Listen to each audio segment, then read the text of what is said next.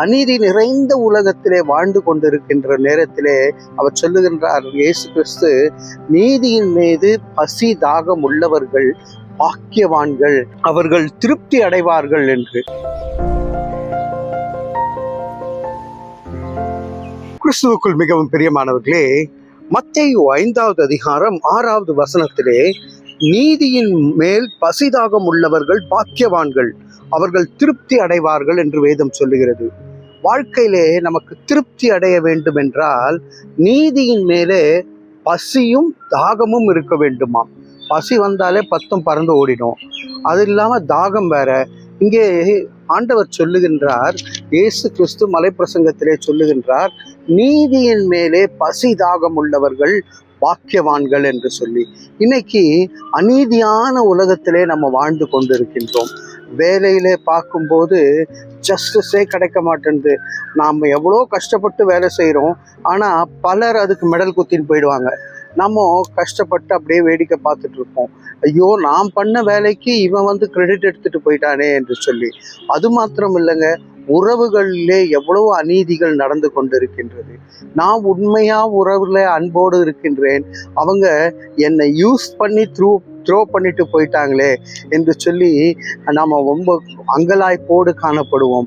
இவ்வளவு நாள் என்னை அனுபவிச்சுட்டு என்னிடத்துல இருக்கிற எல்லா பொருட்களையும் அனுபவித்து விட்டு இப்பொழுது என்னை யாரோ என்று பார்த்து கொண்டிருக்கின்றார்களே என்று சொல்லி உறவுகளிலே அநீதிகளை பார்க்கின்றோம். வேலையிலே அநீதி, குடும்பத்திலே அநீதி, இப்படி அநீதி நிறைந்த உலகத்திலே வாழ்ந்து கொண்டிருக்கின்ற நேரத்திலே அவர் சொல்லுகின்றார், இயேசு கிறிஸ்து, நீதியின் மீது பசி தாகம் உள்ளவர்கள் பாக்கியவான்கள், அவர்கள் திருப்தி அடைவார்கள் என்று. இந்த திருப்தி தேவனுடைய திருப்தியாக இருக்கின்றது. 1948 வருஷத்திலே ரஷ்யாவை அடுத்த பல்கேரியா நாட்டிலே ஒரு பெரிய புரட்சி ஏற்பட்டது. அங்கே ஒரு மிஷனரி கர்த்தருக்காக ஊழியம் செய்து கொண்டிருந்தார். ஆனால் அந்த நாட்டிலே இவர் கிறிஸ்தவ மதத்தை பரப்புகின்றார் என்று சொல்லி அவரை அந்த இடத்திலிருந்து வெளியேற்ற பார்க்கின்றார்கள். அவரை சிறைச்சாலையிலே போட்டு பலவிதமான சோதனைக்குள்ளாக, அநீதிக்குள்ளாக அவரை அந்த இடத்திலே சிறைச்சாலையிலே உபத்திரவத்துக்குள்ளாக தள்ளிவிட்டார்கள்.